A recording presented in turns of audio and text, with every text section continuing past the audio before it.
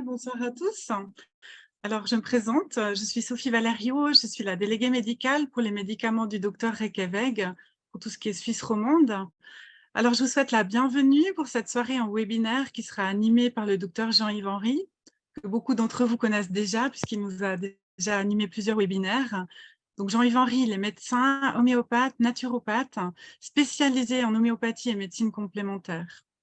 Alors, il dispose quand même de plus de 40 ans d'expérience en médecine complémentaire et il enseigne également depuis de nombreuses années dans ce même domaine.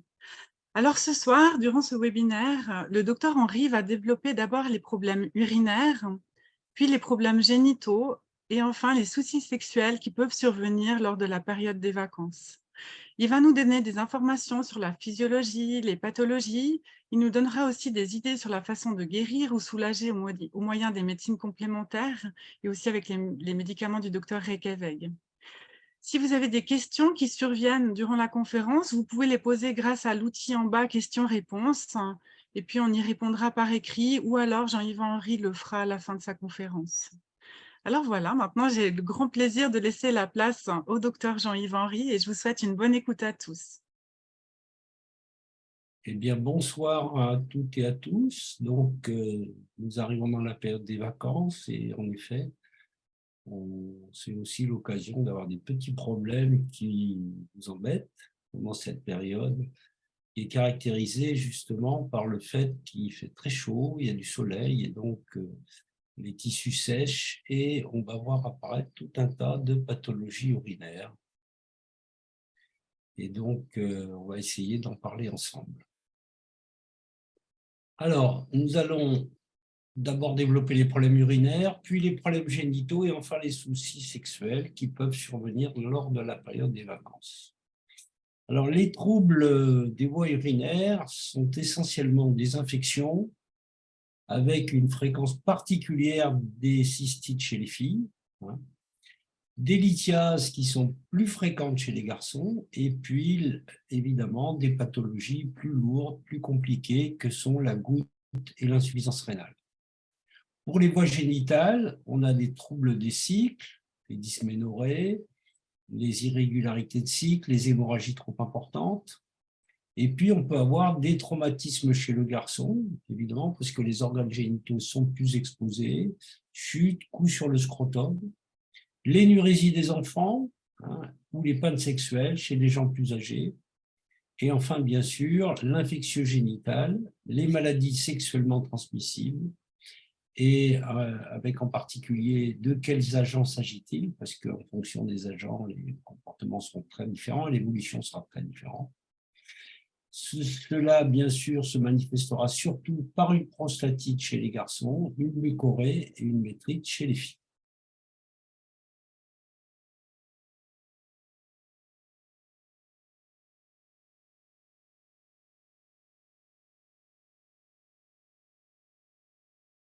Dans ces situations, l'homéopathie complexiste permet une prescription simple, rapidement efficace et parfois même téléphonique.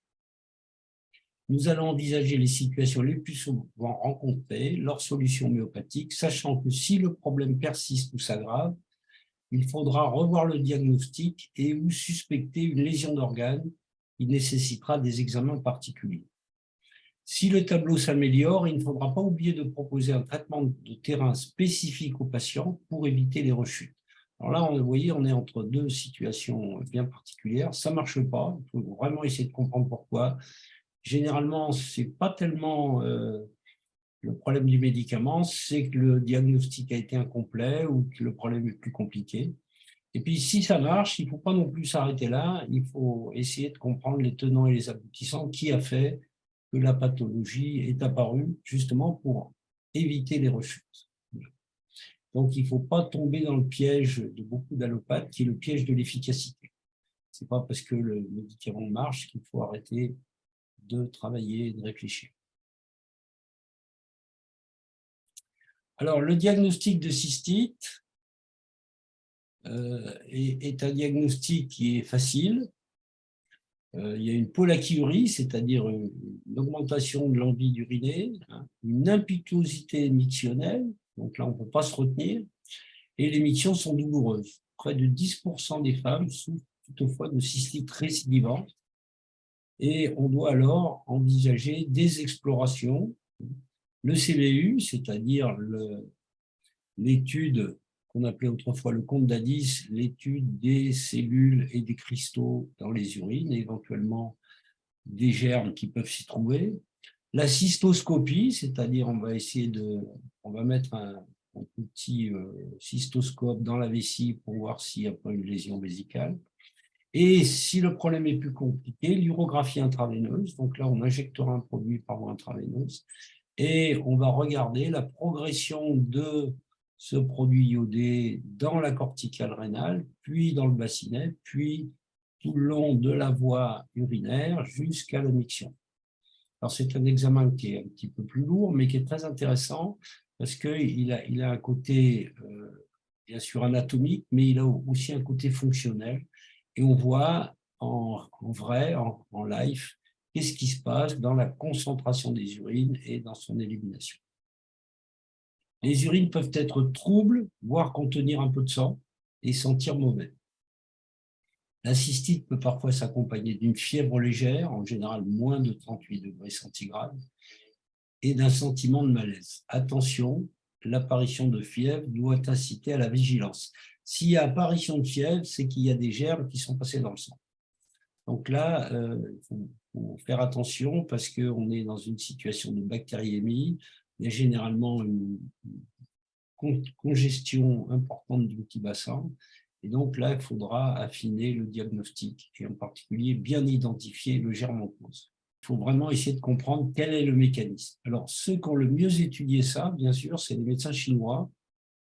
Et chez eux, on parle de LIN, qui veut dire le syndrome de miction douloureuse. Et ils nous expliquent que c'est l'expression d'une chaleur dans le réchauffeur inférieur, c'est-à-dire rein, vessie et foie. En cas de cystite, la médecine chinoise recommande en premier lieu d'éviter les aliments sucrés, pimentés ou gras, le tabac et l'alcool, et encore le fromage. En revanche, les fruits, les légumes frais et certaines légumineuses sont recommandés car ils favorisent la production d'urine et la diminution de l'humidité. Voilà, donc en fait, pour les médecins chinois, c'est une chaleur sur la vessie et donc il va falloir explorer les causes de ce phénomène de chaleur sur la vessie. Donc, ces causes, pour le médecin chinois, sont de 6 ordres. La chaleur-humidité sur vide de rat de pancréas. Alors ça, c'est assez typique. Les cystites chez les diabétiques. Les urines sont troubles. Évidemment, en homéopathie, on va retrouver ça. On va retrouver des remèdes homéopathiques qui couvrent ça, comme Cantaris, qui est la mouche espagnole. Ça brûle fort tout le temps. Il y a des douleurs brûlantes pendant la miction avec envie constante, fréquente et impérieuse d'uriner. Mais le patient ou la patiente ne peuvent uriner que goutte à goutte. Et puis Formica rufa, la fourmi rouge, qui a à peu près les mêmes symptômes, mais c'est une cystite après une diarrhée. Autrement dit, le colibacille est passé du tube digestif sur la voie urinaire. Et puis généralement, ça s'accompagne de flatulence. Deuxième cause, la pierre, car la chaleur évapore les liquides. Et ça, c'est intéressant de s'en rappeler, parce que nous sommes en été, bientôt, et donc les gens vont transpirer, ils ne boiront pas assez, et donc il y aura des microlithiases. Ces microlithiases vont s'exprimer sous forme de calcul dans la vessie et le rein, et à ce moment-là, il y aura une inflammation et même une surinfection de ces microlithiases. Alors, en homéopathie, bien sûr, on a des remèdes assez spécifiques de ça. Benzoïque acide, qui est un remède de cystalgie, de diarrhée et d'arthralgie goûteuse. Berbéris, qui est un dépôt blanchâtre dans les urines, avec une latéralité plus gauche. Lycopodium, qui est un patient souvent en diabète gras, dépression masculine, avec une latéralité plus droite. Troisième grande cause de cystite selon la médecine chinoise, les vides de qi et plénitude de foie par tension émotionnelle. Autrement dit, là, on est dans une situation où le rein ne peut pas se vider normalement parce que justement, le foie est plein. Donc, on va avoir on va avoir un ballonnement abdominal, hein, puisque la vésicule biliaire est dans le cou. Le vide de Chi, on a de la stagnation, et puis on aura des fuites urinaires, parce qu'en fait, c'est le rein qui contrôle les orifices du bas. Donc, on va utiliser en homéopathie des remèdes de l'équilibre psychologique, arnica, hein, pour les traumatismes sexuels répétés. C'est des cystites suite de rapports sexuels ou de sondage urinaire. Ignacia Amara, qui est le grand remède de la dyskinésie des sphincters, et en particulier, vous savez qu'Ignacia, c'est les contrariétés, hein, c'est la dépression et les troubles somatiques après contrariété.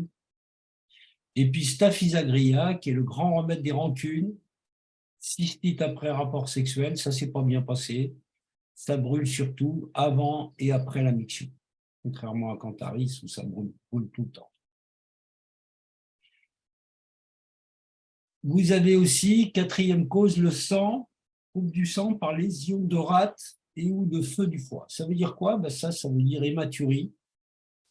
Il y a du sang dans les urines. Les urines sont rouges, pas forcément énormément, mais il y a du sang. Et donc là, on peut se poser la question, est-ce qu'on n'est pas en face d'une néphrite? Et donc, on va tomber sur des remèdes comme Mercurius corrosivus, avec albuminurie, oligurie, ténesme, le ténesme étant le besoin d'uriner douloureux, mais sans résultat. Et puis, térébenthina, qui est le grand remède des cystites avec colique et hématurie de sang noir. Cinquième cause, les urines troubles. Alors, c'est les urines où il y a du pus. Donc, on va tomber sur des remèdes d'inflammation des muqueuses urinaires, argentum nitricum, urétrite après un rapport sexuel, antécédent de prostatite ou de maladies sexuellement transmissibles. Il faut comprendre que le sujet argentum nitricum est un sujet qui est speedé et il a du mal à choisir. Donc, il veut tout. Et donc, c'est des sujets qui vont avoir tendance au niveau sexuel à sauter un peu sur tout ce qui bouge. Et donc, on va avoir très souvent à force de mettre sa cuillère dans tout un tas de tasses, il va y avoir des contaminations et donc il y aura des phénomènes de statite, en particulier chez les hommes, ou d'infections, on le verra, chlamydiées, par exemple chez les filles, qui se manifesteront par des cystites à répétition et des douleurs en urinant. Après, vous avez éparsulfure et créosotum. Ça, ce sont des remèdes typiquement de suppuration. Les urines sentent très mauvais. Et puis, on aura aussi des hématuries avec albuminurie, brûlure en début de miction, et avec uva ursi, hein, la busserole, qui est un joli fruit de haute montagne suisse, ou Pariera brava. Ça, c'est généralement, ça se boit, c'est des remèdes qu'on va utiliser plutôt chez les hommes, quand il y a une hypertrophie de la prostate ou une prostatite. Voilà. Ça, c'est des remèdes qui, là aussi, vous voyez, c'est des remèdes qui sont du groupe de l'aluminium. Donc, on est sur des remèdes de sécheresse.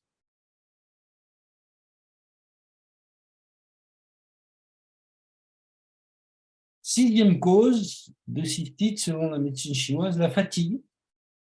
Et cette fatigue représente en fait l'aggravation des 5 cas précédents par vide de rein, grosse prostate, hystérectomie. Évidemment, si vous avez un vide de yin, vous avez un yang de vessie avec des mictions fréquentes ou une anurie. Et là, en homéopathie, on a aussi des remèdes qui couvrent ce type de dysfonction.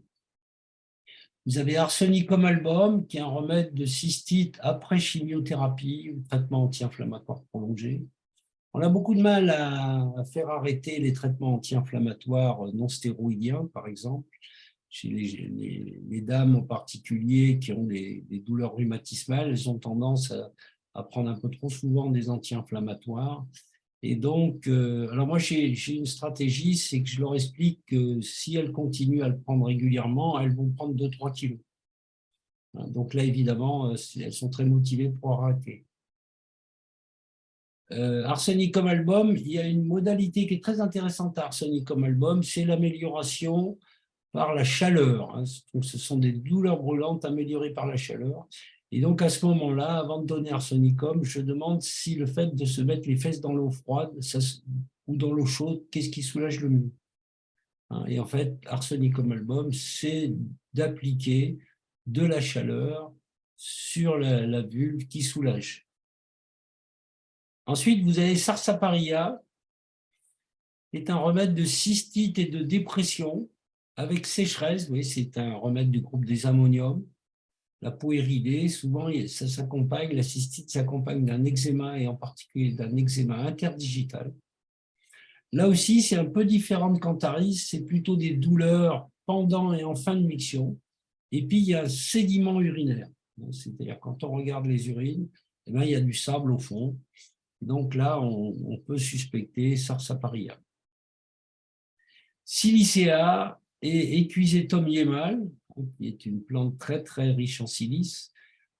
C'est un remède de suppuration intermittente, donc de cystite à répétition, avec miction impérieuse et cystalgie, là, plutôt en fin de miction.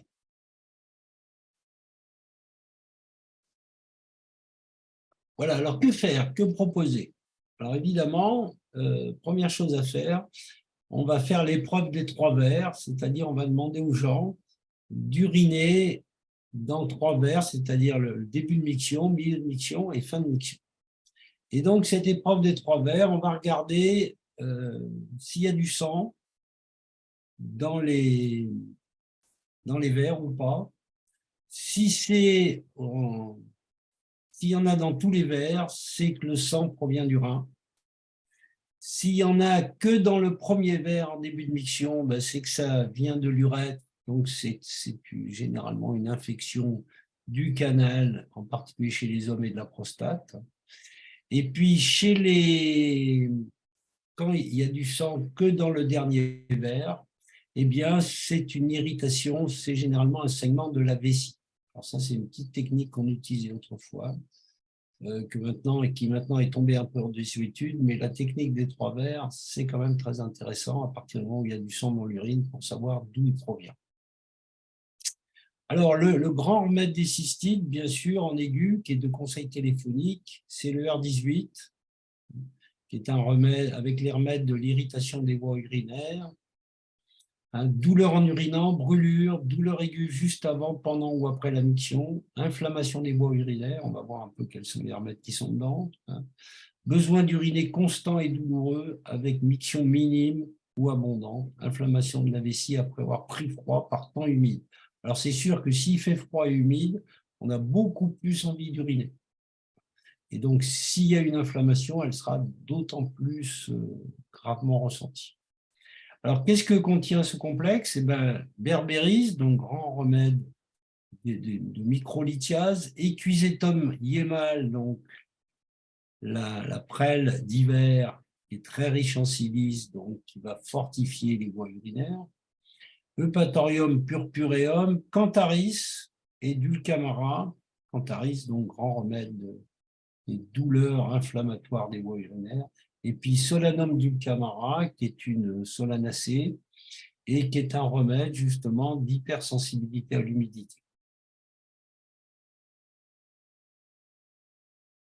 Alors, si le problème est un petit peu plus compliqué, c'est-à-dire là, ce n'est pas vraiment la vessie et les voies urinaires basses, on est en face d'une néphrite et c'est plus compliqué. Donc là, il faudra impérativement faire un examen biologique au laboratoire des urines. Et puis à ce moment-là, ben, on sera amené à utiliser des remèdes qui sont beaucoup plus, qui correspondent à des lésions beaucoup plus graves. Hein. Kalium arsenicosum, donc ça c'est arsenicum, c'est un arsenic un petit peu plus grave. Phosphorus, grand remède de saignement. Plombum metallicum, grand remède d'atteinte du glomérule. Et Solidago, grand remède diurétique. Et Elonias aussi, qui est un remède de dose des voies urogénitales avec des pressions. Voilà, donc ça c'était la problématique de la cystalgie. Donc quelques deux grands remèdes assez simples à utiliser, et surtout bien dire aux gens qui boivent beaucoup et puis qu'ils réduisent bien sûr les sucres. Et, et puis que si ça ne s'aide pas, faire un examen des urines pour savoir d'abord s'il y a un germe ou pas, est visible ou pas, et puis s'il y a du sucre, s'il y a du sang, s'il y a des globules blancs, etc., qu'on puisse affiner le diagnostic. Voilà. Alors, gros avantage de l'homéopathie par rapport au traitement minute allopathique, c'est quand vous faites un traitement minute allopathique, ça soulage tout de suite et quasiment à tous les coups, mais après, l'examen biologique, vous ne pouvez plus le faire. Donc, généralement, quand ça récidive dans les 3 semaines, on est reparti à la case départ et au contraire, on a sélectionné les germes les plus méchants. Voilà. Alors qu'avec le traitement homéopathique, si ça ne marche pas, on a toujours le loisir d'aller au laboratoire et d'attendre l'analyse, de savoir ce qu'il en est exactement. Alors, les lithiases rénales se voient bien sûr aussi chez les filles, mais statistiquement, on les voit plus souvent chez les garçons, et surtout l'été, parce que les gens ne boivent pas assez ou ils transpirent beaucoup. Alors, il existe bien sûr différents types de calculs rénaux. Ceux composés de sel de calcium et notamment d'oxalate de calcium représentent à peu près 80% des cas. Les calculs du rate sont moins courants et ne représentent que 10 à 15% des cas. Alors, les oxalates de calcium, vous voyez, c'est les petits cristaux qui sont là. Et donc, ça donne, malheureusement, ça donne des cristaux en flocons de neige et qui vont irriter et même aller jusqu'à déchirer la paroi. Alors bien sûr, ils sont associés à des habitudes alimentaires particulières ainsi qu'à un syndrome métabolique éventuel, au diabète et à l'obésité. Elles affectent plus fréquemment les hommes et ont un fort taux de récidive. Globalement, sans traitement ni modification de l'alimentation, ils réapparaissent dans les 5 ans. Alors, ce qu'il faut faire d'abord, il faut dire aux gens que quand ils font pipi, de faire pipi dans un mouchoir. Pourquoi? Parce que s'il y a un calcul qui descend, il faut le récupérer et l'amener au laboratoire pour savoir quel est le type de calcul qui est en cause. Alors, le traitement, même chez les allopathes d'ailleurs, il est surtout antispasmodique. Donc, vous allez donner du spasfon, par exemple, pour calmer le patient, lever le spasme qui permettra au calcul de descendre et d'être éliminé. Alors, en naturopathie, on a l'aubier de tilleul, qui est vraiment en infusion, qui n'est pas désagréable du tout et qui permet justement, il a cette fonction antispasmodique et antalgique qui est tout à fait intéressante. Sur un plan plus, si on veut se débarrasser de gros calculs, à ce moment-là, on utilisera la lithotripsie extracorporelle, c'est-à-dire on va casser les calculs aux ultrasons. Évidemment, ça se fait au CHU, et en particulier quand les calculs sont gros et qui sont dans le bassinet. Alors, ça a lieu, on a un peu mal aux fesses, ça dure 1 à 3 séances de 45 minutes et dans 80% des cas, les calculs disparaissent et on les élimine par fragments, ce qui est tout à fait sympathique. Alors, c'est sympathique, mais ça n'empêche pas de réfléchir aux causes, parce que si on n'a pas traité les causes, ça va revenir.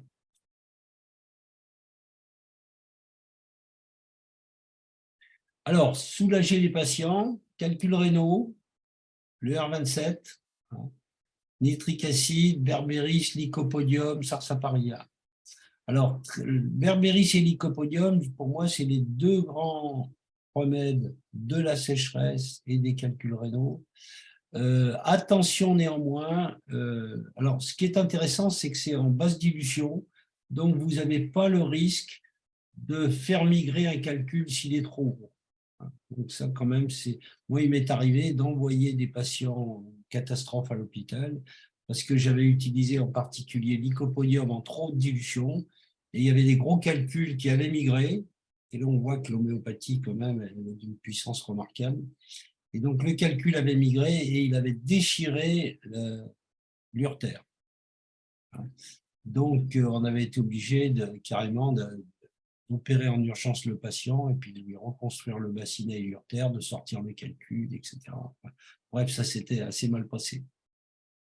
Voilà, tandis que là, on a des bases dilution, donc on va pouvoir favoriser la sortie des calculs et ça va permettre en particulier de soulager le patient et d'éviter que le calcul revienne.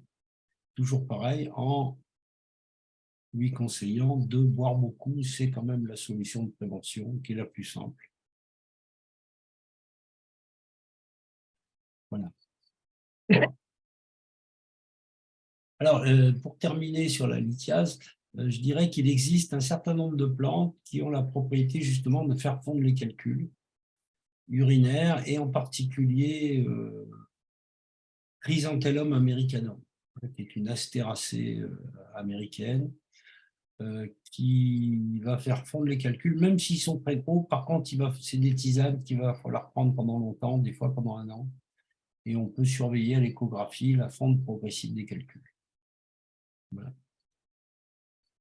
La goutte.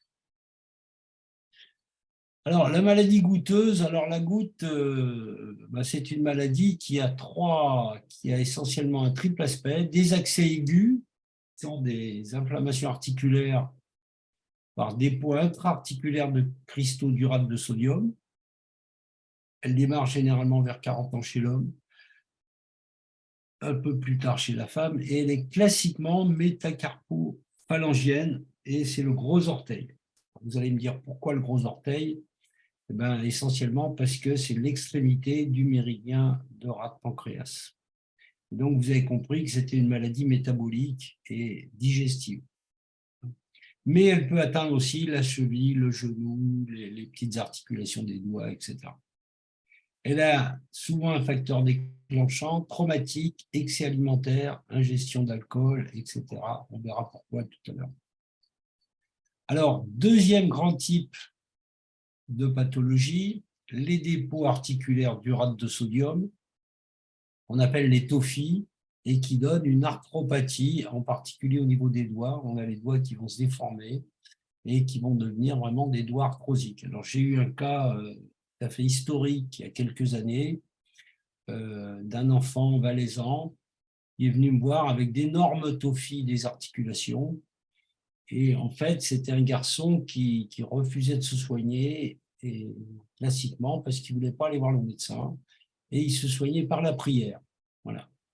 Et donc, à force, alors moi, tout de suite, je lui ai dit, mais vous savez, si vous avez des tophies comme ça, c'est que vous avez énormément d'acide urique, et surtout, vous allez détruire votre rein, et probablement, si vous avez beaucoup d'acide urique, c'est que votre rein va pas bien.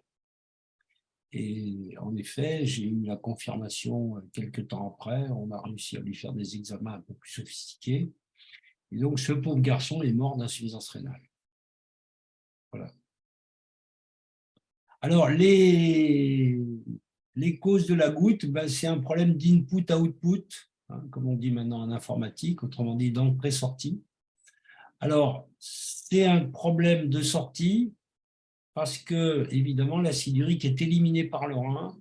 Et si vous avez un début d'insuffisance rénale, la quantité d'acide urique va augmenter dans votre sang et donc vous ferez une crise de goutte. Et très souvent, la crise de goutte est le premier symptôme, c'est le symptôme de découverte d'une insuffisance rénale.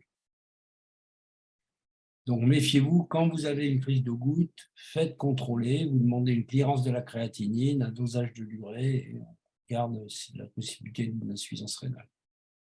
Et puis, bien sûr, deuxième cause, c'est des problèmes de régime alimentaire très riche en purine. Alors, il faut savoir que les purines, c'est les noyaux des tissus jeunes. Et quand vous avez un tissu jeune qui est riche en noyaux, on va avoir une maladie de surcharge qui va toucher 1% de la population en Europe. Et on a l'habitude de dire que la goutte, c'est la maladie des chasseurs et des pêcheurs. Qu'est-ce que c'est les tissus jeunes? C'est la volaille, c'est le poisson, les crustacés, etc. Et c'est les abats aussi. Voilà. Et donc, en fait, quand on demande à quelqu'un de faire on va lui demander d'éviter le gibier, les abats, la charcuterie, les viandes jeunes, le veau, les poissons, les crustacés, les coquillages. Mais alors que quand on demande à quelqu'un est-ce que vous connaissez le régime de la goutte, très souvent ils disent oui, il faut arrêter la viande rouge. Ben, en fait, non, c'est la seule viande auquel ils ont droit. Là aussi, il faut bien expliquer. Voilà.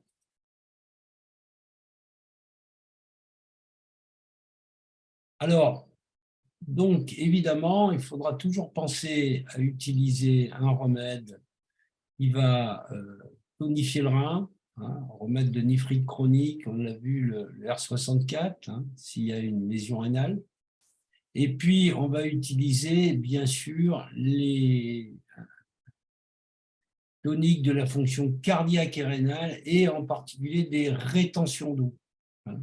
Donc là, on a des remèdes tonicardiaques comme Adonis vernalis, Convallaria, Crategus, Digitalis, Eleborus, Urginea maritima. Voilà, tout ça, c'est des remèdes qui vont être utilisés dans l'insuffisance cardiaque et qu'on pourra utiliser en particulier s'il y a une insuffisance cardio-rénale, ce qui est souvent le cas d'ailleurs, parce que dans l'évolution d'une insuffisance rénale, il y a la goutte, mais il y a aussi très souvent des signes d'insuffisance cardiaque. Parce que c'est le rein qui gère l'élimination des sels minéraux, et donc on va avoir des sels du potassium, de la rétention sodée, etc. Et donc on va avoir des symptômes cardiaques qui vont apparaître également. Alors évidemment, j'ai oublié d'ajouter que dans le régime de la goutte, il fallait éliminer tout ce qui est alcool, la bière et le vin blanc, le champagne, etc. Tous ces produits-là vont surcharger le rein et donc vont limiter l'élimination de l'acide urique, évidemment. Alors, bien sûr, on va passer maintenant aux voies urogénitales. Alors, ce qui est intéressant, c'est de rappeler pourquoi on parle de voies urogénitales. Eh bien, c'est parce que c'est des voies qui sont situées en rétro ou en sous-péritonéal. On est en dehors de la cavité péritonéale et qu'elles se développent à partir du même bourgeon tissulaire chez l'embryon. Et donc, ce sont des structures très différentes histologiquement et fonctionnellement, mais qui vont réagir aux mêmes hormones. Et d'ailleurs, quand on a, par exemple, des lithiases chez les femmes, il y a pratiquement toujours des symptômes génitaux. Et donc, il va falloir tenir ça en compte. Donc, on utilisera à ce moment-là, pour les troubles liés à la ménopause, hein, on va utiliser le R20, hein, qui est le complexe des hormones féminines, et puis on va utiliser le R19, qui est le complexe des hormones masculines. Le R20, on l'utilisera. Alors, je n'ai pas développé dans ce webinaire les troubles de la ménopause. Pourquoi? Parce que pour moi, la ménopause n'est pas une pathologie. La ménopause, c'est une phase d'adaptation qui peut être très simple. Un tiers des femmes ont des ménopauses quasiment invisibles. Hein. Un jour, leur règle s'arrête, elles ont quelques bouffées de chaleur et puis c'est fini. Et puis, au contraire, il y a un tiers des femmes pour lesquelles c'est beaucoup plus compliqué. Pendant 1 an, 2 ans et même plus, elles auront des petites prises de poids, des petites rétentions d'eau, des bouffées de chaleur qui sont extrêmement gênantes, etc. Des troubles du moral, elles ne seront pas bien. Et puis, il y a encore un dernier tiers qui sera un petit peu entre les deux, voilà, qui auront quelques symptômes, mais enfin, bon, ce n'est pas vraiment invalidant. Alors là, il y a 3 complexes qu'on pourra utiliser. Bien sûr, le R20. On pourra utiliser le R10, vraiment le complexe des bouffées de chaleur de la ménopause. Et puis, chez ce tiers de femmes, il y a vraiment des symptômes invalidants de bouffées de chaleur. On pourra utiliser le R32. Voilà. Je vous laisse regarder vos compendiums. Mais enfin, là, vous avez 3 complexes qui vont vous permettre de gérer de façon extrêmement simple et efficace la ménopause, en leur expliquant bien que ce n'est pas pathologique. Donc, il ne faut pas s'inquiéter outre mesure. Alors, la pathologie gynécologique, pour moi, alors bon, vous avez compris que j'étais plutôt jeune, hein, donc je suis resté sur des données très classiques et sur des données qui m'arrangent bien parce que ça ne coûte rien. Voilà, c'est la courbe de température. Donc, il faut investir dans un thermomètre rectal et puis il faut expliquer à la femme qu'il faut mettre le thermomètre rectal sur la table de nuit en l'ayant bien secoué pour qu'il redescende à 0, et puis que quand elle se réveille le matin, vers 6h30, 7h, 7h30, 8h, etc., la première chose qu'elle fait, elle prend le thermomètre et puis elle se le met dans le rectum pendant à peu près 1 minute, et puis elle se lève et elle note la température. Alors autrefois, on leur faisait investir dans du papier millimétré et dans un crayon, hein. Et maintenant, c'est même plus la peine parce que vous avez des applis qui font ça, qui sont gratuites, hein, donc il n'y a qu'à télécharger l'appli et puis elles vont vous sortir les courbes de température qui correspondent au cas. Alors, c'est très intéressant, vous voyez là une courbe de température typique. En gros, les 14 premiers jours, vous avez une température qui est un demi-degré plus bas que pendant la deuxième période du cycle. Et puis, il y a un moment, il y a un jour ou deux où la température va faire un saut d'un demi, même parfois d'1 degré. Et c'est le moment de l'ovulation. Et donc là, il y a sécrétion de FSH/LH, et puis à partir de là, il y a sécrétion du corps jaune, et donc on a apparition d'un plateau avec une température un petit peu plus forte.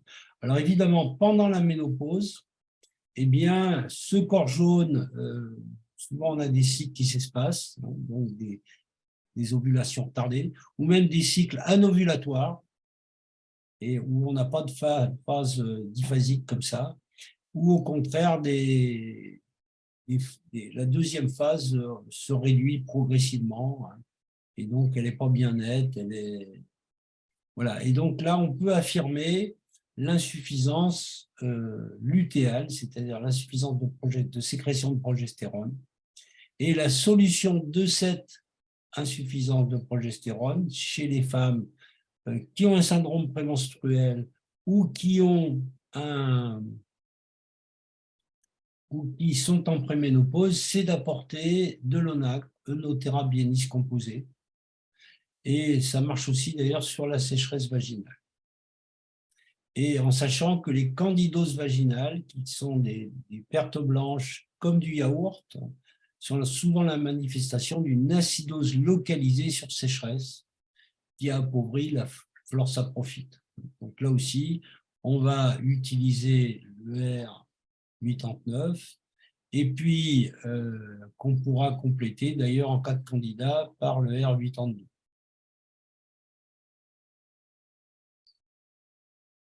Voilà. Alors, autre problème de douleur génitale, les dysménorrhées, les pubalgies.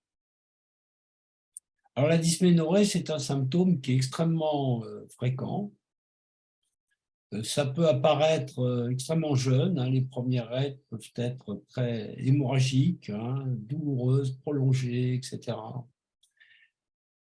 Et puis, alors, on va utiliser le R28, sécalène, qui est un remède de décongestion du petit bassin, et puis qui est un remède également de tonification veineuse.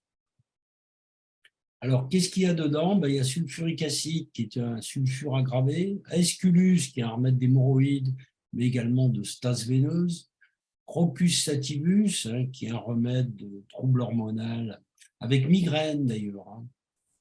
Ferrum phosphoricum, qui est un remède d'anémie, ça c'est pour les saignements chez les femmes qui ont des règles relativement peu importantes parce qu'elles sont anémiques.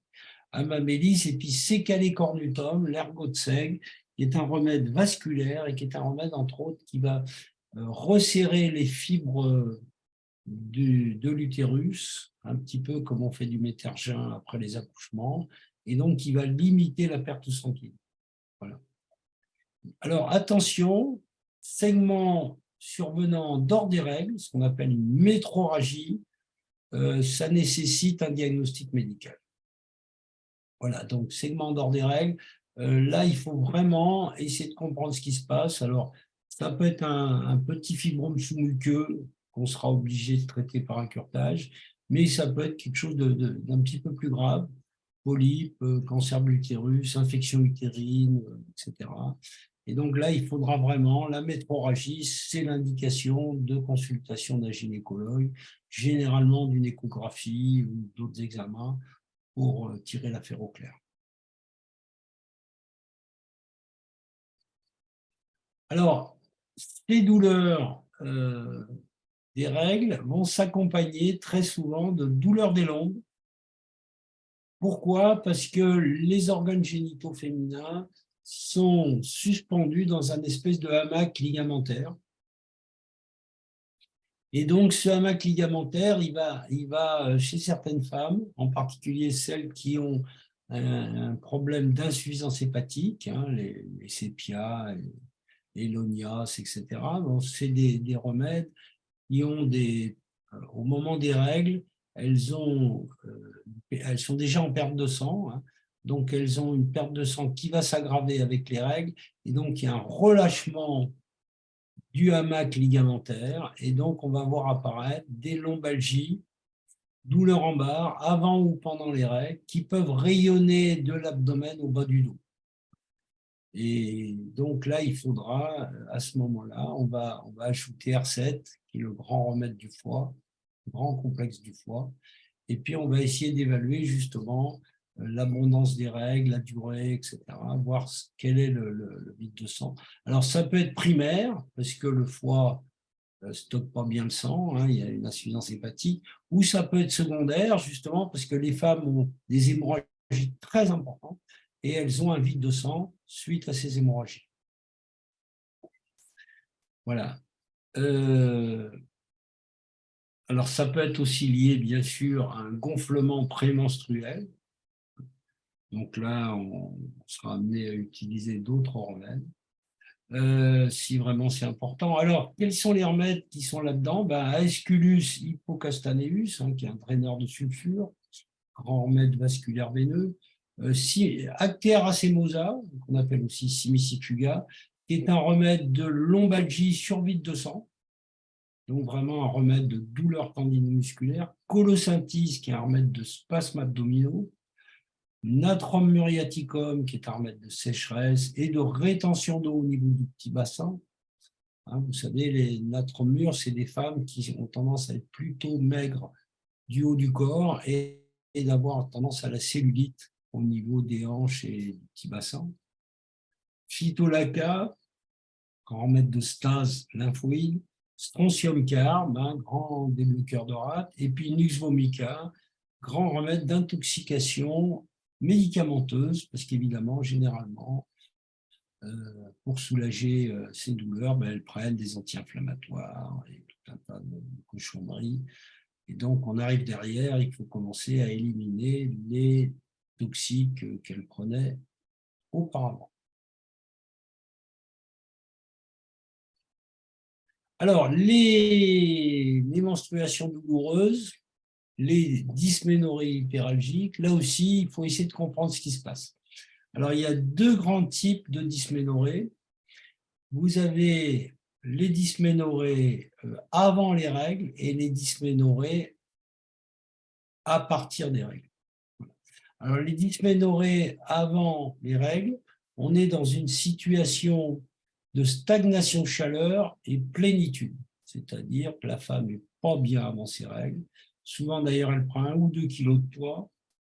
Il y a une rétention des selles, il y a une rétention d'eau, l'humeur s'en ressent, et d'ailleurs, généralement, la famille file doux, et quand les règles arrivent, tout le monde est soulagé. Là, on est sur des phénomènes donc, de stagnation-chaleur et les règles sont soulageantes. Voilà. Au contraire, vous avez des femmes qui sont déjà en vide de sang avant leurs règles et quand les règles arrivent, eh ben, bien sûr, elles auront plus de syndrome tendinomusculaire et surtout, elles vont être aggravées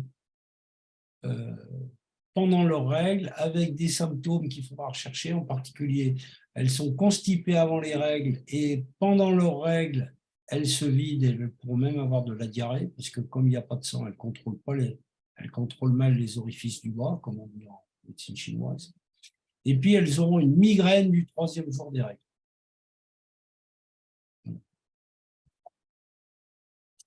Alors évidemment, la tension mammaire, les seins, c'est dans le domaine de l'estomac, de la rate pancréas, c'est un organe lymphoïde. Et là aussi, généralement, c'est physiologique s'il y a une petite tension mammaire avant les règles. Et normalement, ça doit céder avec l'arrivée des règles. Si ça ne cède pas et si cette tension mammaire perdure tout au long du cycle, c'est pathologique. On a affaire à une mastose. Et donc là aussi, ça va nécessiter un traitement particulier.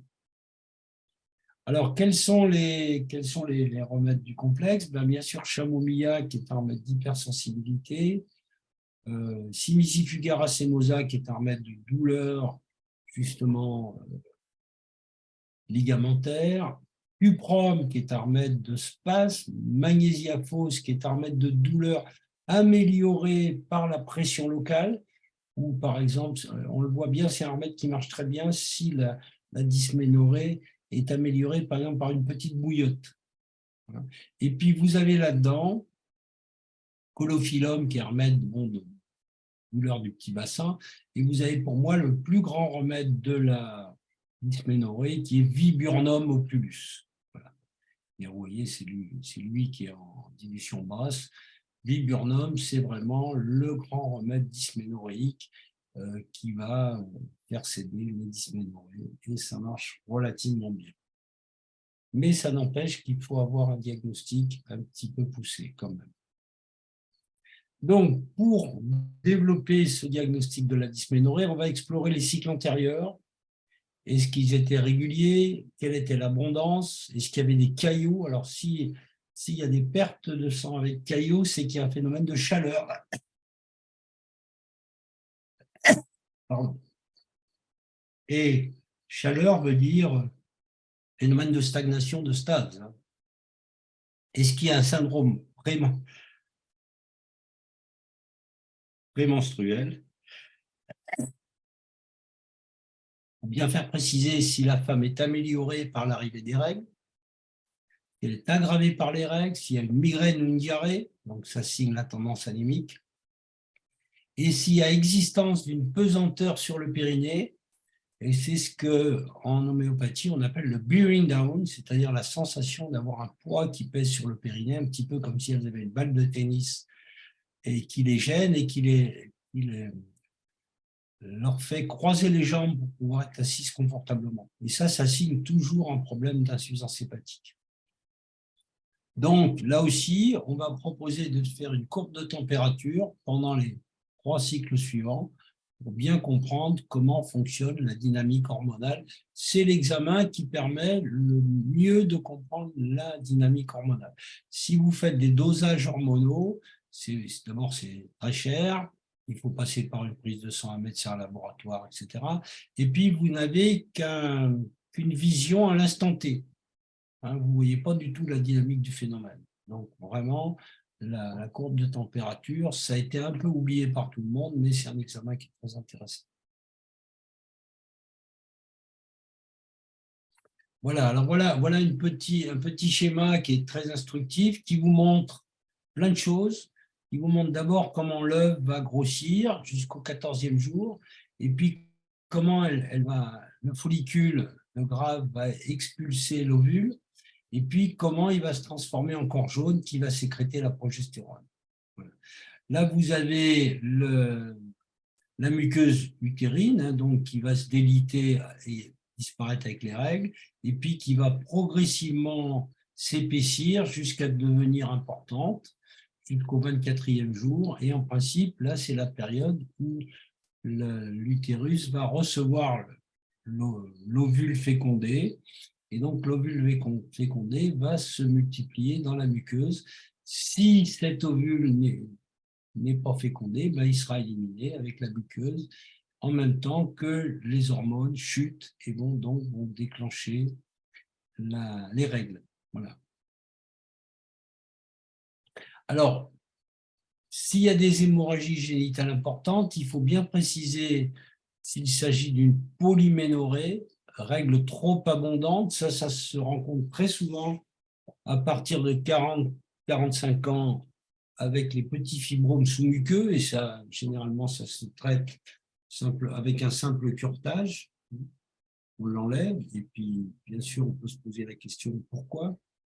Et à ce moment-là, trouver des remèdes, comme par exemple Tuya, des remèdes de ce style-là, qui vont agir sur la tendance fibromateuse. Et on va bien préciser s'il s'agit d'une ménorrhagie, c'est-à-dire les règles sont abondantes et prolongées. Il y a un trouble de la quantité et de la durée. Évidemment, là, c'est la tendance anémique qui est importante. Donc là, il va falloir amener du fer et puis traiter le foie surtout, parce que c'est le foie qui est le réservoir du sang. Et puis se poser la question pourquoi la femme ne coagule pas. Et puis les métrorragies, dont je vous ai parlé tout à l'heure, qui sont des hémorragies utérines qui surviennent en dehors des règles. Si elles sont importantes, elles peuvent mettre en jeu le pronostic vital par leur abondance, et c'est une pathologie à explorer. Là, évidemment, on va utiliser avant tout la vitamine K, qui est une vitamine de coagulation, et puis essayer de comprendre ce qui se passe. Là, ça nécessite toujours une consultation médicale. On ne va pas pouvoir faire du conseil téléphonique. Voilà, on va surveiller le risque anémique et le taux de fer sérique et donner une supplémentation en vitamine K.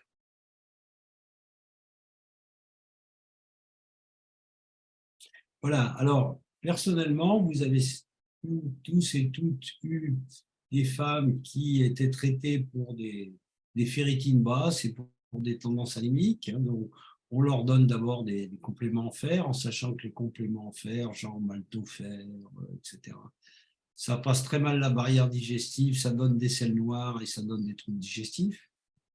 Et puis surtout, ça ne marche pas. Alors on leur fait des perfusions de fer, et là aussi, ça va tenir 3 mois et ça ne marche pas.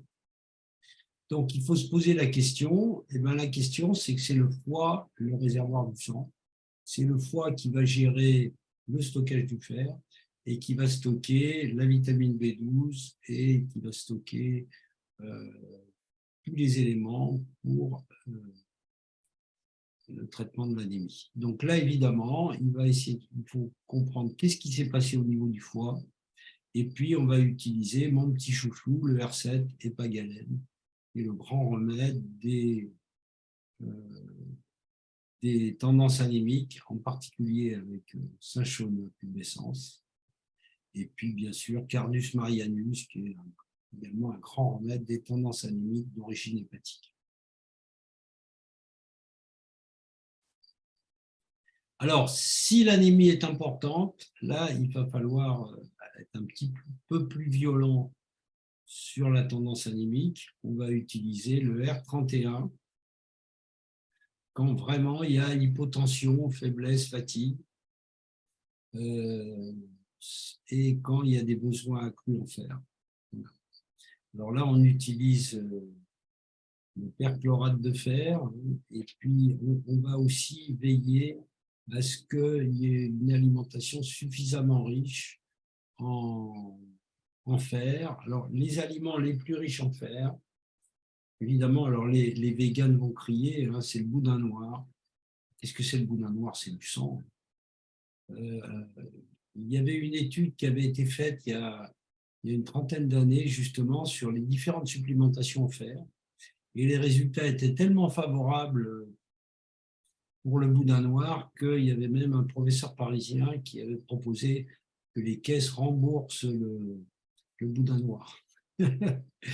Voilà, donc si ce n'est pas le boudin noir, ce sera la viande rouge.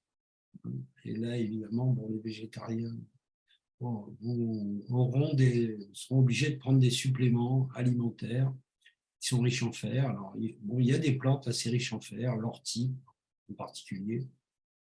Et donc, il faudra qu'ils fassent une supplémentation régulière en fer. Voilà, il y a des spécialités qui amènent beaucoup de fer. Et puis, bien sûr, le R31 sera un traitement de base de l'anémie.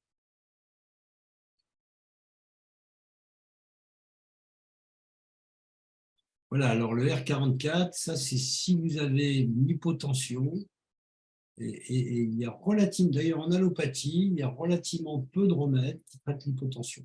L'hypotension étant une conséquence des hémorragies génitales abondantes. Donc elles ont des vertiges, elles ont des instabilités, ça peut même aller jusqu'au syncope. Et là, le R44 permet donc de compenser ça et on est très content. Voilà. Il y a beaucoup de femmes qui, justement, suite à des hémorragies utérines abondantes, se retrouvent en état d'hypotension.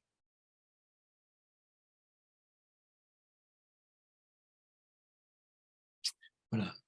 Alors, les traumatismes du scrotum et du petit bassin, ben, il y en a. Et là, à ce moment-là, bien sûr, s'il y a un gros hématome, ben, on va faire une échographie et puis il faudra ponctionner. Mais en attendant, il faudra calmer l'inflammation et la douleur.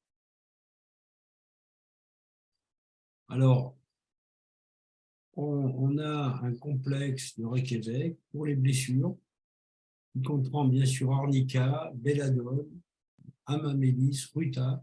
Bon, ça, c'est tous les remèdes des traumatismes. Arnica, le traumatisme des vaisseaux avec hématome, calendula, le traumatisme de muqueuse et de la peau, amamélis, le traumatisme veineux, les stases veineuses, ruta, le traumatisme des tendons, calendula, les traumatismes nerveux, et puis belladone, la congestion, la douleur.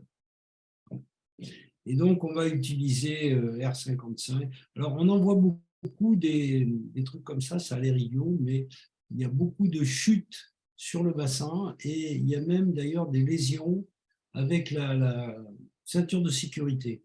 Alors, bien sûr, on vante le bénéfice énorme de la ceinture de sécurité dans les traumatismes automobiles, mais il faut savoir que précipiter un bassin sur une ceinture qui est souvent un peu mollement serré, eh ben, ça peut donner des douleurs et des lésions profondes qui ne sont pas toujours évidentes. Voilà, autre problème urinaire et génito-urinaire, hein. On peut parler de génito-urinaire. Chez les enfants, c'est l'énurésie. Alors, c'est quand même un symptôme qui touche plutôt les garçons. Et cette énurésie, elle a plein de causes. Il faut apprécier l'histoire de l'enfant et de sa famille et comprendre que ce symptôme a sa place et a son sens. Alors, d'un point de vue psychologique, l'énurésie peut être l'expression d'une satisfaction active, agressive, sadique, avec un sentiment de puissance. C'est-à-dire qu'en fait, l'enfant, faire pipi au lit, c'est faire une bêtise, c'est régresser, et c'est obliger l'adulte à s'occuper de lui. Voilà. Donc là aussi, il faudra faire parler l'enfant, essayer de comprendre ce qu'il veut, hein, comment il se situe dans la famille, sa relation avec les parents, etc. Ça peut être une satisfaction masochiste, et en particulier le plaisir d'être puni. Ça peut être un fantasme dans le cadre d'une problématique oedipienne, hein. Je veux que maman s'occupe de moi et de mon petit zizi. Et puis, ça peut être aussi la recherche de bénéfices secondaires. Hein, on va le mettre à part, on va s'occuper plus de lui, etc. Voilà. Alors, généralement, moi, ce que je fais, d'abord, je regarde, je considère que, bien sûr, le problème psychologique existe, mais généralement, il s'appuie sur une problématique de posture Et c'est souvent des enfants qui ont un très mauvais appui plantaire, un pied plat ou creux, varus ou valgus. Et donc, ce pied plat va entraîner une bascule antérieure ou postérieure du bassin, et que cette bascule du bassin va donner une orthosympathicotonie permanente, et donc dans la journée, et quand l'enfant s'endort, évidemment, d'orthosympathicotonie, il va passer en parasympathicotonie, et il contrôlera mal ses sphincters, il va faire pipi. Voilà. Donc pour moi, regarder la statique des pieds et la dynamique du bassin et des lombes, c'est très important. Et souvent, d'ailleurs, en corrigeant cette statique, le bassin chez l'ostéo, la malposition plantaire chez le podologue en lui mettant des formes, eh bien, on voit les choses s'améliorer considérablement et des fois même disparaître. J'ai même eu un cas où, dès le lendemain de la mise en place des formes, l'enfant a arrêté de faire pipi. Alors, bien sûr, le traitement de base de ces problèmes passe par la prescription des sels de Schussler, qui pour moi sont des très grands remèdes de l'enfant et qui sont des très grands remèdes qui vont corriger, entre autres, la spasticité, la fragilité émotionnelle, la fatigue nerveuse, etc. Et donc, sur les 12 sels de Schussler, je vous en conseille 6. Calcarea fluor, qui est le remède des tendons, calcarea phos, qui est le remède des os, magnésia phos, qui est le remède de la fatigue nerveuse et des douleurs périphériques, natromure, qui est un remède de fatigue nerveuse, kalium phos, qui est un grand remède d'épuisement nerveux, et puis silicea, qui est un remède de minéralisation générale et de tonicité au niveau du sang et de l'immunité.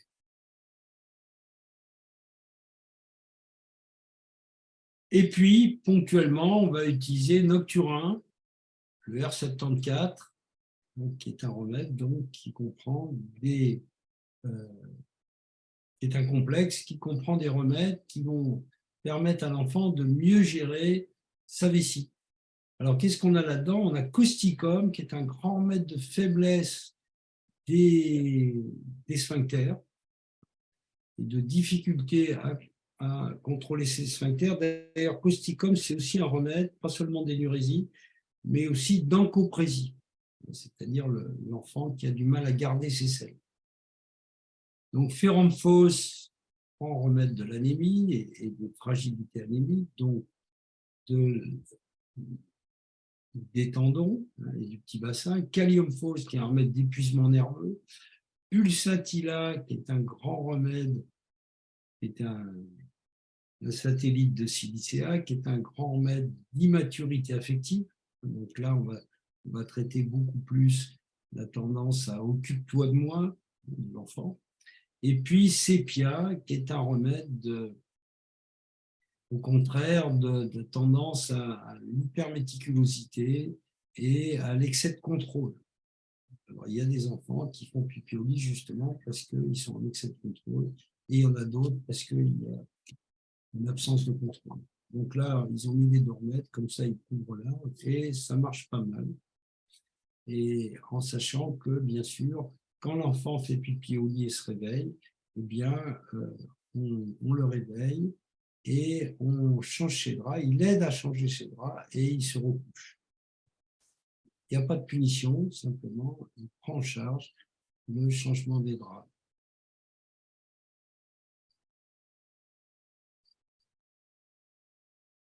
Alors, plus grave, les maladies sexuellement transmissibles.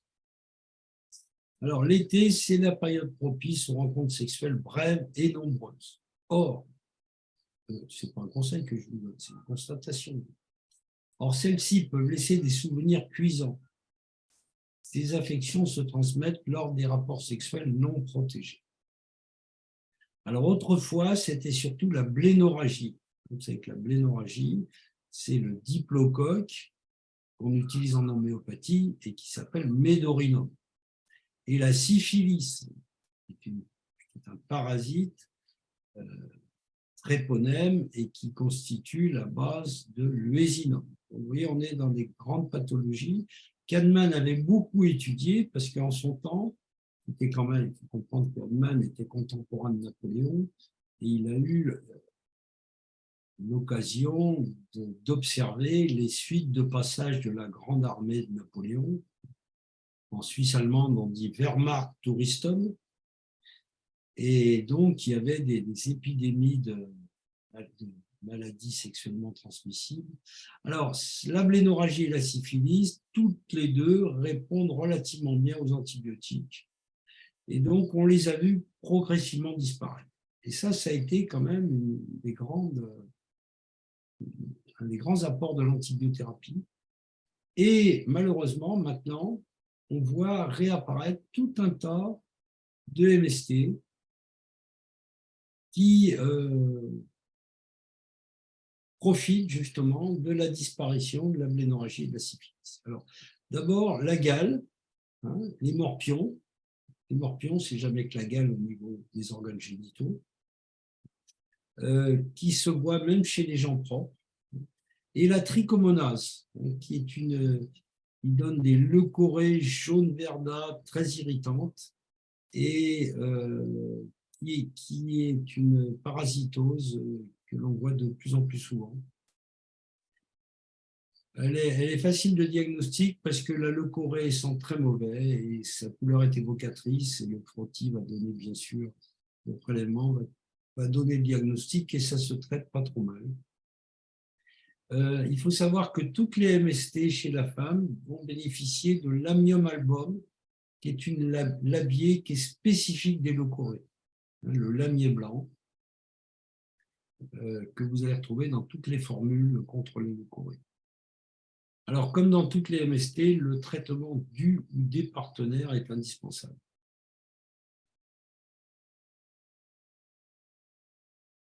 Donc, ces infections historiques sont en cours de remplacement par des germes insensibles aux antibiotiques, virus ou bactéries à propagation endocellulaire. Alors, l'évolution de ces infections se fait, comme pour la syphilis, en 3 périodes. Alors, première période, une phase d'invasion avec fébricules et ganglions. C'est ce qu'on appelle la phase 2 de Reykjavik. Et donc là, il va falloir considérer que c'est une infection génitale aiguë, et donc on va le traiter exactement comme un syndrome grippal. Et donc on va utiliser Echinacea compositum, qui est quand même le grand remède, la grande astéracée, qui a la propriété d'augmenter les défenses du corps et en particulier de multiplier les polynucléaires. Belladone est un très bon décongestionnant et Ferramphos est aussi un remède de douleur par litre de sang. Alors évidemment, gorge sèche et douloureuse, déglutation difficile, c'est ce qui a marqué sur la boîte, mais ça s'applique aussi à l'autre extrémité du corps. Alors après, vous avez une deuxième phase dans ces MST, c'est une phase de dérèglement immunitaire, c'est-à-dire il y a relativement peu de symptômes, mais la maladie va progresser, va s'installer et on va voir apparaître des petits symptômes et surtout on va voir apparaître des symptômes de dérèglement du système immunitaire. Alors, ça se voit surtout chez l'homme et en particulier avec les prostatites. Alors, qu'est-ce qu'on va faire? Eh bien, on va utiliser glandula thymicomposé, R93, qui est un très très bon stimulant du système immunitaire. Et puis, en cas d'inflammation de la prostate, on va utiliser tout simplement le Prostatant, R25, qui est un remède d'inflammation de la prostate avec clématis vitalba, chimafilant bellata, populus tremoloides.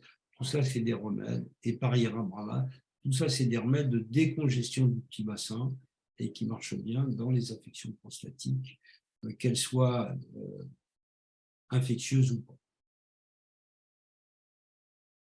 Voilà. Alors après, on a une phase de décompensation auto-immune. Et par exemple, alors on voit par exemple apparaître une polyarthrite dans les infections à Klebsiella. Vous avez une brève rencontre dans un refuge de haute montagne. Vous passez un très très bon moment avec un monsieur ou une dame charmante. Et puis, quelques mois après, vous n'êtes pas bien. Et puis, vous déclenchez une polyarthrite. Ça, c'est très très embêtant. Donc là, évidemment, on est en phase 5, c'est-à-dire il y a un emballement immunitaire. Et la seule façon durablement de calmer cet emballement immunitaire, ça va être de donner de la vitamine D, qui a un effet cortisone-like, qui a un effet anti-inflammatoire. Et puis, c'est de stimuler le foie. Le foie étant capable justement de limiter les inflammations chroniques de type auto-immun. Alors, évidemment, en tête de ces infections génitales chroniques, bien sûr, vous avez l'herpès. Alors, l'herpès, c'est un virus quiescent, donc qui va s'installer dans la zone lymphoïde et au niveau, bien sûr, du petit bassin, c'est extrêmement riche en tissu lymphoïde. Et dès que vous allez pas être très bien, avoir un petit peu de fièvre, être un peu plus fatigué, avoir vos règles, etc., eh bien, l'herpès va ressortir. Et donc, vous aurez un bouton herpétique qui va se manifester sous forme de douleur et puis sous forme d'ulcération. Et bien sûr, ça va durer 10 à 12 jours le temps que ça cicatrise. Voilà. Donc là, on va utiliser le R68, Nerbisin, qui est un remède de fissure, d'inflammation et d'herpès, avec les grands remèdes de l'herpès génital, Crotontiglium, un grand remède de l'herpès génital, Mesereum, grand remède du zona, et Natromur et Rustox, un grand remède surtout de l'herpès labial. Et donc là, on a un remède des atteintes douloureuses herpétiques. Alors, à la mode, les papillomavirus qui vont entraîner des condylomes, des dysplasies ou des leucoplasies. Le papillomavirus, bon, ça se soigne en remettant, vraiment en refaisant une stimulation immunitaire intéressante. Alors, les grands remèdes, c'est Thuya et nitric acide. Pour monsieur Cinnabaris, pour le condylome du gland, le Lycopodium pour le condylome du fourreau, et puis pour madame, on utilisera surtout Sabina et Staph, et surtout si c'est dans une situation de conflit affectif ou de sexualité improuvée, staphysagoulia. Voilà. Et puis, il y a un autre phénomène aussi psychologique avec le vaccin contre le papillomavirus, c'est que les filles vaccinées, elles ont l'impression qu'elles sont protégées. Donc, elles ne se protègent plus. Donc, c'est comme ça qu'elles récupèrent de l'herpès, des chlamydiés, etc. Donc, là aussi, on avait vu ça avec le vaccin contre l'hépatite B. C'est les gens qui étaient vaccinés contre l'hépatite B qui attrapaient le plus facilement l'hépatite C. Autre maladie sexuellement transmissible qu'on le vend en poupe actuellement, les chlamydiés et les mycoplasmes, qui sont présents chez au moins 5% des femmes et des hommes. Alors, c'est des germes endocellulaires qui sont quiescents, c'est-à-dire qu'ils sont dénués de symptômes, donc souvent méconnus, et ça va se manifester soit par des cystites, soit par des prostatites, soit même par une infertilité chez la femme, parce que ça va donner des salpingites, ça pourra se compliquer de grossesse extra-utérine, de fausses couches, de douleurs pelviennes, etc. Et j'ai même vu un cas d'abcès rétrohépatique à chlamydier, et donc germe méconnu. Alors, le diagnostic se fait par sérologie. On demande la sérologie des chlamydiés et des mycoplasmes. Et si la sérologie est fortement positive, alors on pourra soulager l'épisode aigu avec une antibiothérapie. Mais en fait, comme le germe se planque dans les cellules, dès que vous arrêterez l'antibiothérapie, ça repartira exactement comme la maladie de Lyme. Donc, l'antibiothérapie n'est pas la solution. de ces infections génitales chroniques, c'est beaucoup plus souvent l'homéopathie. Alors, il ne faut pas oublier que les hépatites B et C sont des infections virales chroniques qui se transmettent par voie génitale aussi. Et donc, ça nécessite une prise en charge spécialisée, et en particulier dans les hépatites B ou C ou A même. Moi, je fais toujours du R7. Je vous ai dit, c'était mon chouchou. Alors, le VIH, c'est plus compliqué. Et j'ai eu le privilège, en fait, d'être en Californie, alors que l'épidémie battait son plein là-bas et qu'elle arrivait à peine en Europe. Et j'ai vu mes 50 premiers cas de sida, là-bas en Californie. Et quand j'ai regardé les bilans que je faisais, j'ai vu que les bilans étaient très perturbés et que ça ressemblait beaucoup, beaucoup aux infections, aux hépatites, à l'hépatite C, pathologie à l'hépatite C. Et donc, j'ai dit, à l'époque, c'est probablement une infection à rétrovirus. Et en fait, un an après, l'Institut Pasteur a confirmé la chose et a réussi à isoler le VIH. Voilà. Alors actuellement, donc j'en ai soigné beaucoup, ce qui améliorait d'abord leur durée de survie et puis également leur confort. Et puis même certains, ils survivent grâce à ça parce que ça leur a permis d'attendre la trithérapie. Alors évidemment, le problème se complique quand le patient a multiplié les rencontres, et certains avouent même avoir jusqu'à 300 partenaires différents dans l'année. C'est des chiffres assez incroyables.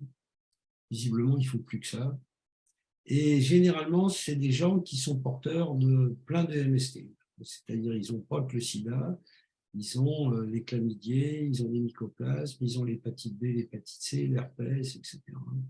Donc, c'est une espèce de panorama des MST. Et évidemment, là, il va falloir essayer de comprendre où on en est. Donc, à ce moment-là, moi, je fais un bilan nutrition santé. En voilà un patient, et on voit que les 3 globulines sont très, très élevées. Donc, il y a un stress oxydatif majeur. On voit que le taux des gamma-globulines est très élevé, donc il y a beaucoup d'anticorps anti-infectieux. Et on voit, vous voyez, il y a un paramètre argentum, aurum qui est très élevé. Donc, il y a une congestion au niveau du petit bassin, et il y a même probablement déjà une plainte neurogénitale importante. Donc là, on a un bilan qui est vraiment très perturbé et qui va nécessiter une correction spécifique.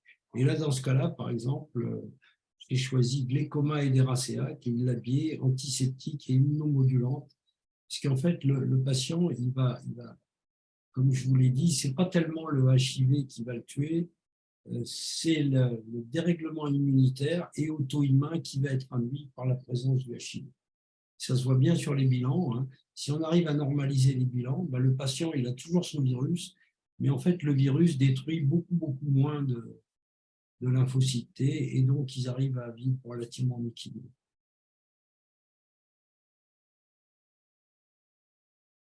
Alors, la maladie de la Peyronie, donc ça, c'est un truc qui n'est pas très rigolo pour les messieurs. C'est une dysplasie fibreuse de la gaine des corps caverneux. C'est une maladie de cause inconnue qui est assez commune chez l'homme adulte, et il y a une rétraction des corps caverneux qui va faire qu'il y a une déviation du pénis qui peut s'accompagner de douleurs en érection. Alors, on réalise une échographie pelvienne à la recherche de plaques fibreuses. Les remèdes classiques en homéopathie, c'est calcaréafluor et ou fluorique acide en basse dilution alternée. D'ailleurs, c'est intéressant, il y a une histoire, on a retrouvé une trousse de remèdes qui a été préparée par Hahnemann, et puis dedans, il y avait fluorique acide, et donc on a eu un cas de maladie de la Peyronie qui était assez typiquement fluorique acide, et on lui a donné les granules préparés par Hahnemann lui-même, et il a été notoirement amélioré. Voilà. Alors évidemment, c'est au niveau des rapports sexuels, c'est pas évident. Là, le monsieur, il a tendance à tirer un peu dans les coups. Voilà, alors dans la maladie de la Peyronie, bien sûr, on va associer le R19, qui est un remède, un complexe organothérapique qui va redonner un petit peu de souplesse à tous les organes sous dépendance hormonale. R19 avec une formule qui est un petit peu différente en Allemagne et en Suisse. La maladie de la Peyronie, alors la maladie de la Peyronie, c'est un petit peu différent.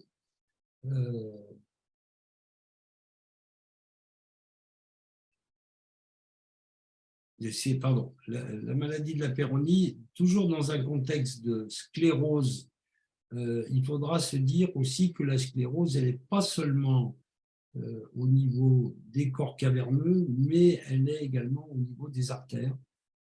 Et moi, personnellement, j'utilise volontiers le R12, qui est un grand remède de l'artériosclérose et des fibroses précoces chez les hommes en particulier. Et donc, là-dedans, il y a Baritamur, Arnica, Caligote, c'est tous les remèdes, et Plombum, tous les remèdes de fibrose et de vieillissement vasculaire. Donc là, on va les associer, le R19 et le R12 qu'on alternera. Et souvent, le patient vient et dit c'est un peu mieux, j'ai gagné en souplesse. C'est très, très rare de le faire disparaître complètement.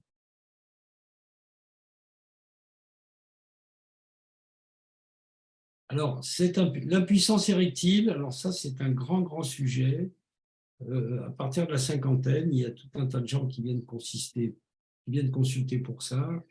Et alors, ils vous expliquent ça de façon souvent très poétique. Hein. Ils vous disent je viens vous voir parce qu'il y a de la génuflexion pendant le service. C'est assez mignon. Alors, il faut savoir que chez l'homme, l'érection est un phénomène qui est bien sûr nerveux, sympathique, parasympathique, mais c'est surtout un phénomène vasculaire. Et là, c'est souvent le premier symptôme d'une atteinte vasculaire. Et la grande atteinte vasculaire qui va donner les troubles de l'érection et les dysfonctions érectiles, c'est le diabète, mais également le tabac et l'alcool. Beaucoup de médicaments allopathiques peuvent aussi être en cause, bien sûr les statines, les hypotenseurs, les anxiolytiques, etc. Bref, tout ce qui va perturber le développement physiologique de l'érection. Alors, que faire? D'abord, il faut expliquer qu'on ne peut pas tout avoir, hein, ou ils ont des rapports sexuels satisfaisants, ou c'est le pastis et la cigarette. On ne peut pas avoir les deux.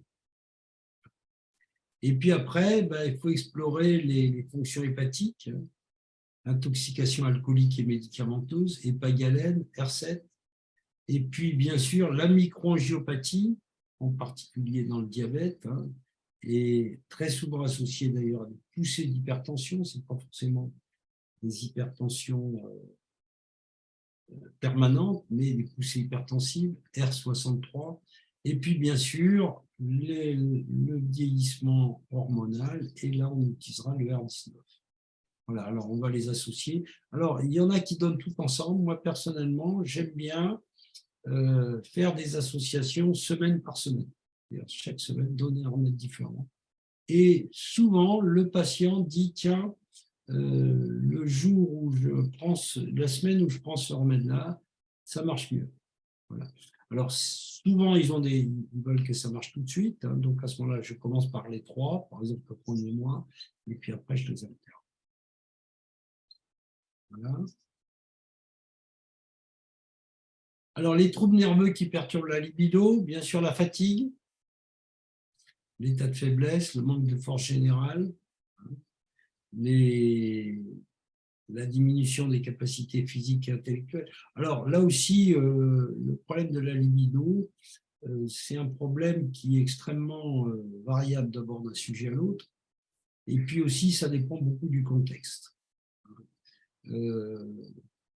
les envies sont très variables et bien sûr, ça dépend beaucoup de la fatigue, de la concentration, de l'intérêt. Alors, qu'est-ce qu'on a dans ce complexe? Ben, il est très intéressant parce qu'il contient phosphoric acide, qui est un remède de dépression, hein, Avena sativa et alfalfa, qui sont deux remèdes, alfalfa qui est un remède vasculaire, Avena sativa qui est un remède de détente, qui est très riche en zinc, Machina qui est un remède de vide de sang, Cinnamonum qui est un remède de régulation intestinale et aussi de régulation des envies sucrées, et puis le ginseng qui stimule tous les yang. Autrement dit, c'est un tonique général qui marche bien dans plein de cas et bien sûr qui marchera dans la fatigue sexuelle, une fameuse panne, voilà. À condition bien sûr qu'il n'y ait pas d'atteinte vasculaire. Alors alfalfa, tiens, j'ai une petite histoire sympathique à raconter, elle est gentille.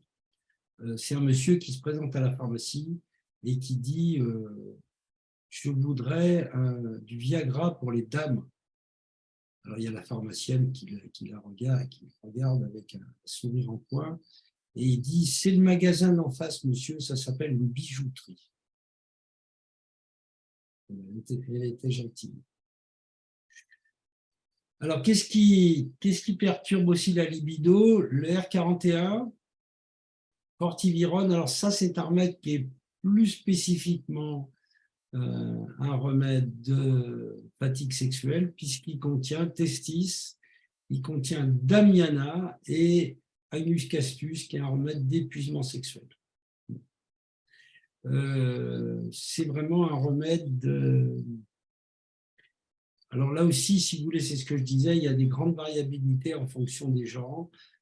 Si vous allez voir un médecin chinois qui vous prend les pouls, la première question qu'il vous pose, il vous dit vous avez un vide de yin du rein, vous faites l'amour trop souvent. Alors évidemment, faire l'amour trop souvent en Chine, 3 fois par mois, pour un Chinois, c'est un épuisement sexuel. À les écouter. Voilà.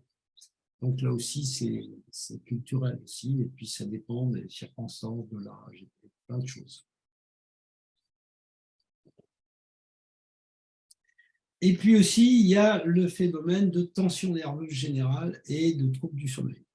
Voilà. Si quelqu'un est contrarié, si quelqu'un dort mal, si quelqu'un a un réveil, a du mal à s'endormir, un réveil précoce, avec des pensées qui reviennent, etc., là, évidemment, il faudra lui apporter, lui permettre de retrouver un sommeil physiologique avant d'espérer avoir des performances sexuelles satisfaisantes. Alors, c'est très intéressant parce qu'en fait, on peut dire qu'il y a globalement, pour moi, il y a 2 grands types d'insomnie. Il y a les insomnies d'endormissement qui sont liées à une excitation qui n'arrive pas à retomber. Et là, le grand remède, c'est Cofea. Et puis, il y a les insomnies de sécheresse tissulaire qui sont des insomnies liées à l'épuisement rein-surrénal. Et ça, c'est le réveil vers 4-5 heures du matin et on ne peut plus se rendormir. Voilà. Et là, vous avez quand même des remèdes vous avez un complexe qui est extrêmement bien choisi, avec bien sûr, vous voyez, Cofea, vous avez l'avoine qui est un remède de détente nerveuse, très riche en zinc, vous avez Escolgia californica qui est le pavot de Californie, qui est un remède assoupissant. Humulus lupulus, il est pour moi très intéressant, c'est le houblon, c'est un remède hormonal et donc il va aider à remettre de l'eau dans le rein. Comme la valériane, qui est un remède aussi sédatique mais hormonal. Et donc, ça,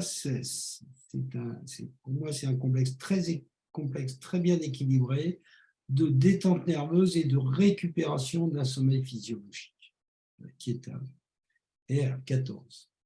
C'est aussi un de mes chouchous, celui-là. Ah ben voilà, on voit arriver le R10.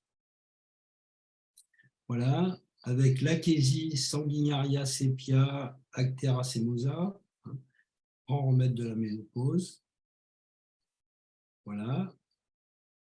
Bon, là aussi, je vous ai dit, hein, c'est pas tellement, c'est plutôt pour accompagner les troubles de la ménopause et en particulier la sécheresse des muqueuses. Sépia agira bien sur la sécheresse des muqueuses. Sanguinaria, c'est les bouffées de chaleur à la tête. Euh, voilà. Et puis acidum sulfuricum, c'est un remède d'adaptation, en particulier hépatodigestif.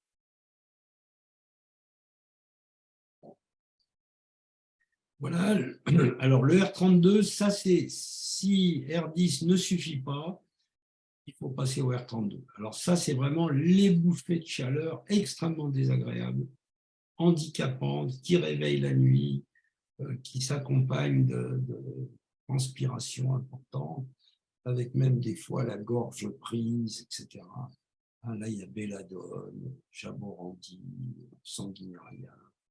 Voilà, et puis surtout la sauge, qui est un grand remède hormonal et qui a des effets sur la sudation. Voilà.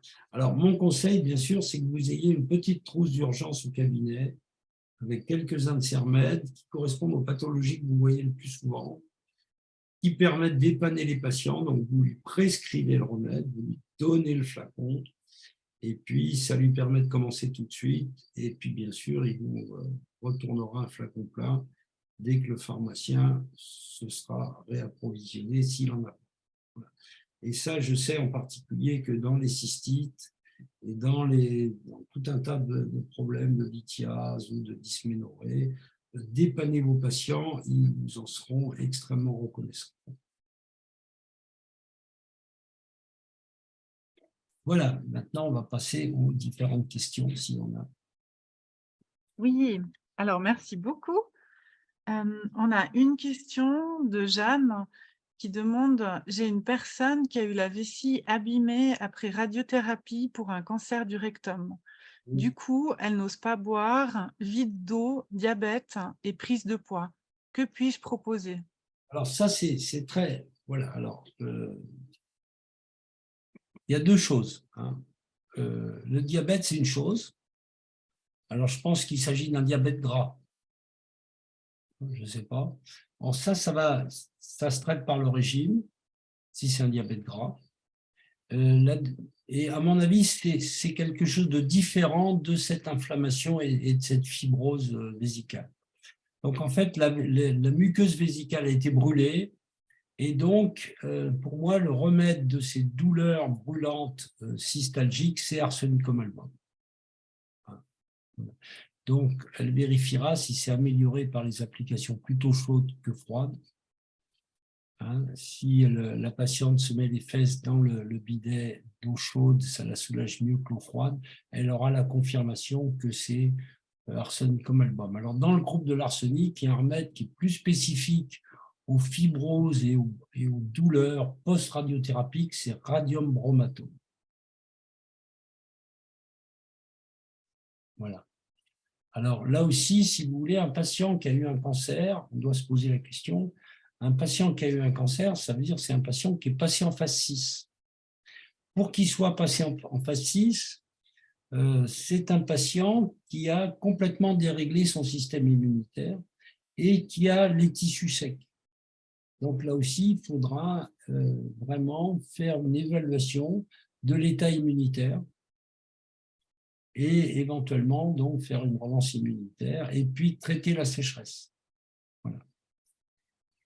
Enfin, c'est mon conseil. Ces patients phase 6, c'est des patients qui sont souvent polypathologiques et il faut bien comprendre les mécanismes qui sont derrière les symptômes pour pouvoir donner peu de remèdes de façon la plus ciblée possible. Voilà, si elle me précise quel est le problème de diabète, je lui dirai. Alors, on a un complexe pour le diabète chez Rebec qui aide le patient à réguler sa glycémie, mais ça n'empêchera pas de faire un régime adapté. Et le régime diabétique, que les gens connaissent généralement mal et qu'il faut leur rappeler périodiquement parce qu'ils oublient. Donc, elle a confirmé que c'était un diabète gras. Voilà, c'est ça. Et je pense qu'elle est en surpoids. Alors, les diabètes gras, vous savez, alors c'est intéressant, les diabètes gras, ça se diagnostique dans la rue. Hein, d'ailleurs, des fois, j'avais envisagé de mettre un petit… Parce que les gens ne le savent pas, on ne leur dit pas. Hein. Alors, le diabète gras, ce qui est typique chez le diabète gras, c'est une obésité qui est une obésité en bouée. Hein, c'est-à-dire, ils ont comme on dit dans le Tessin, la pancetta del commendatore. Hein, c'est-à-dire, ils ont cette espèce de bouée au niveau de l'abdomen et ils ont le tour de taille plus gros que le tour de hanche. Et donc, on fait le diagnostic du diabète dans la rue. Et alors, ce diabète, il a en fait, il se traite essentiellement par le régime. Et d'ailleurs, j'ai souvenir d'un patient comme ça qui était venu me voir avec 140 kilos. Et c'était un diabète gras qui était même tellement décompensé qu'ils avaient été obligés de rajouter de l'insuline aux médicaments hypoglycémiants. Et ils prenaient des doses énormes d'insuline en plus. Ils prenaient jusqu'à 200 unités d'insuline par jour. Et donc, je l'ai revu au bout de à peu près 4 à 6 mois. Et puis, il avait perdu déjà 20 kilos simplement en le mettant au régime. Et puis surtout, il avait baissé sa dose d'insuline de 200 unités à 100 unités jour, ce qui était un succès tout à fait remarquable. Alors, il consultait au CHUV, service d'endocrinologie et de diabétologie. Et donc, le médecin lui dit, mais qu'est-ce que vous avez fait? Alors, il dit, bah, j'ai été voir le docteur Henry. Ah bon, et qu'est-ce qu'il a fait, le docteur Henry? Ah ben, il m'a mis au régime. Ah ben, évidemment, si vous a mis au régime. Voilà. Alors, pour ceux qui veulent plus de détails sur le régime diabétique, ils vont sur mon site, hein, ils tapent régime diabétique et vous avez l'explication des 4 petits repas, comment on associe les aliments, etc. Et par contre, c'est un régime qu'il faudra faire à vie, hein, parce que le pancréas est extrêmement fatigué, il y a un yo-yo glycémique, donc dès qu'ils vont s'écarter de ce régime-là, eh ben, ils vont reprendre du poids et le diabète va redécommencer. Ensuite, on avait une autre question pour une patiente hyper tendue avec incontinence urinaire très gênante. Que proposer? Voilà. Alors, l'incontinence urinaire, c'est une pathologie qui est essentiellement féminine, alors que la rétention, c'est une pathologie qui est essentiellement masculine. Alors, pourquoi? Ben parce que pour une bonne raison, c'est qu'au niveau du petit bassin, chez la femme, il y a l'utérus qui est au-dessus de la vessie et donc qui pousse, qui appuie sur la vessie, alors que chez l'homme, c'est le contraire. La prostate est sous la vessie. Et donc, l'homme va souffrir de rétention alors que la femme va souffrir d'incontinence. Alors, le traitement de cette incontinence, bon, d'abord, il va falloir essayer de comprendre qu'est-ce qui se passe au niveau de l'utérus. Est-ce qu'elle n'a pas une hypertrophie utérine, un gros fibrome, etc. Est-ce qu'elle n'a pas une rétroversion utérine? Et ensuite, il va falloir, chez la femme, travailler la musculation du périnée. Parce qu'en fait, ce qui retient les urines, c'est un muscle qui s'appelle le muscle releveur de l'anus, et donc il y a une kinésithérapie spécialisée pour apprendre à muscler son releveur de l'anus. Bon, après, il faut voir un peu les quantités qu'elle boit. Est-ce qu'il n'y a pas une obésité? Est-ce qu'il n'y a pas justement un phénomène de ptose ligamentaire? On voit ça aussi dans les ptoses utérines et qui peuvent être même très importantes. On voit des cols de l'utérus qui apparaissent à la vulve quand il y a une descente d'organes et donc qui vont nécessiter soit une hystéropexie, soit l'apport d'un PCR qui à ce moment-là va régler le problème urinaire. Mais là, ça nécessite une consultation spécialisée avec une échographie. Ok, ben, en fait, on est arrivé au bout des questions. Donc, ben, merci beaucoup pour ce beau webinaire, pour toutes ces informations. On apprécie beaucoup toute votre expérience dont vous nous faites profiter. Et puis, merci aussi à vous tous d'avoir été là, d'avoir suivi ce webinaire ce soir. Alors, vous pouvez déjà noter que le prochain webinaire aura lieu le 20 septembre, le mercredi soir 20 septembre, et que le thème sera sur les problèmes métaboliques avec toute sa problématique du système digestif. Et n'hésitez pas non plus de répondre, de prendre 2 minutes pour le petit questionnaire qui va vous être envoyé. Et puis sinon, je vous souhaite un bel été à tous, une belle soirée et puis un petit mot pour la fin pour Jean-Yves. Voilà, sortez couverts. Et amusez-vous bien quand même. Au revoir. Merci beaucoup, au revoir.